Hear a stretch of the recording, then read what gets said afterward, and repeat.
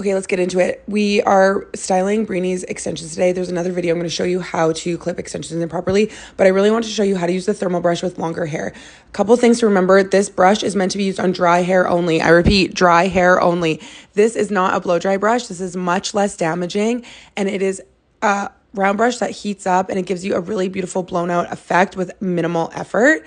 And it is not going to make your hair curly. If you want curls, like curls, you're going to have to use a curling iron, but this is way less damaging. So this is a really great tool to have in your kit. Smooths the hair, gives a nice blowout. So you're going to take your sections. You don't want to take them too much bigger than the actual size of the barrel. And you're going to use your free hand. It comes with a glove. Use it. You're going to use your free hand to kind of hold tension on the section of the hair so you have control, or hold the brush.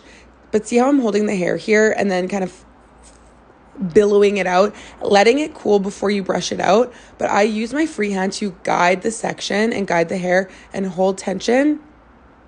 So then it's not going to get caught or tangled. And you start in the middle and you just slowly bring the brush through each section as you slowly turn your wrist, and then your free hand holding the tension above will help to guide it and it will prevent it from getting caught, okay?